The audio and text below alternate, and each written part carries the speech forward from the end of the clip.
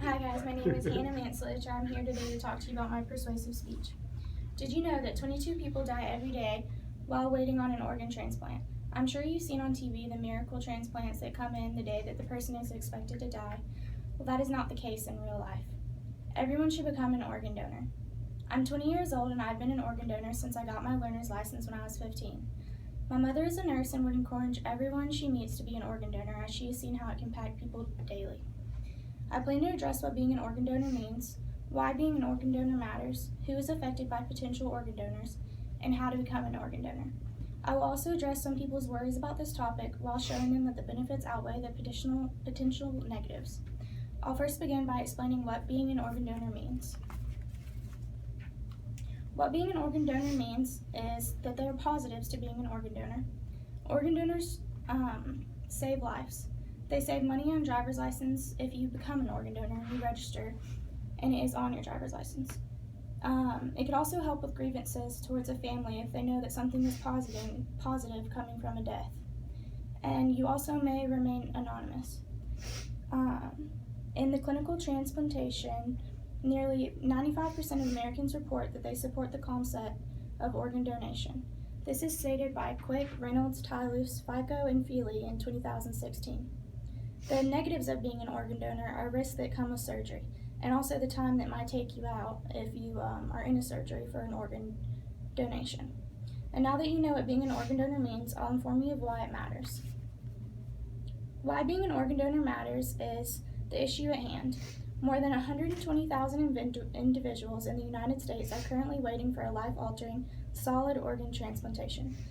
This is said in the Journal of Law and Medicine by Henderson and Gross in 2017. The amount of lives that you have the potential to influence is also a positive. One organ donor can save the lives of 10 or more people. This is said by Miller in 2016, published in The Good Health. I think organ donation is one of the most selfless acts you can do. And since you now see that the issue at hand is severe, it would be great if you saw the influence it had on people involved to better understand the topic. Who is affected by organ donations? Families of organ donors and recipients. It can give a sense of closure for family members that are deceased. It gives hope for a family member related to someone in need of a donor, and the option for a family member to donate to another family member is also great. One donor can save up to 10 lives. The same donor can also improve up to 50 lives by donating tissues and eyes. And the recipient is also affected greatly. Their life can be saved, improved if a donor match is found within time. After gaining a background on organ donation, I'd like to share with you the steps to becoming an organ donor. The first step is register with your state's organ donor registry. You can go online to do this.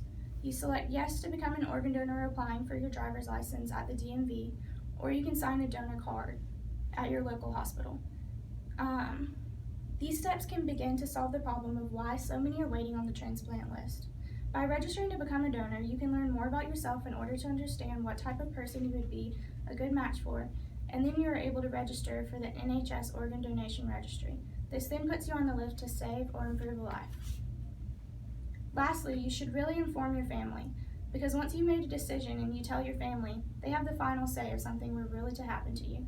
In most countries, doctors must obtain permission to remove organs from the dead to use for transplant. In the United States and the UK, people can use donor cards or marker space on their driver's license to give permission to donate their organs after death. In practice, however, many hospitals consult the family if the patient has signed an organ donor card. In Australia, donor permission is required, but final approval must come from the family. This was published in the Organ Donation by 2017. And I really hope that you can see the impact that you could make, but let's look back at the bigger picture to sum everything up. I really think that if we can make people more aware of the issue at hand, with the waiting list for transplants every day, and what options people have to help others, then more would be interested in being organ donors.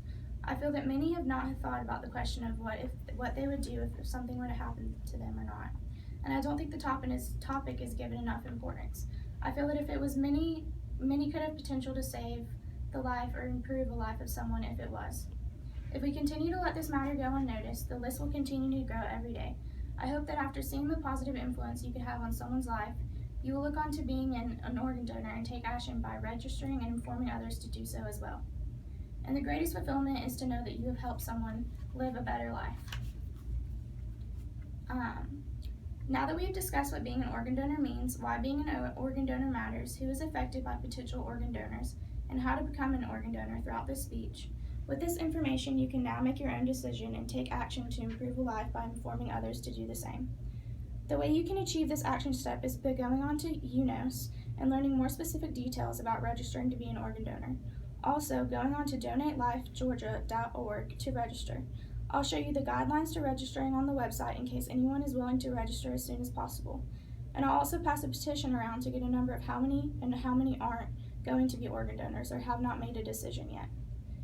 You all have the information you need now, and I hope you did not know before about being an organ donor, that you understand the impact it can have on someone after this speech. Use my presentation aid to see about organ donation, and here's my petition.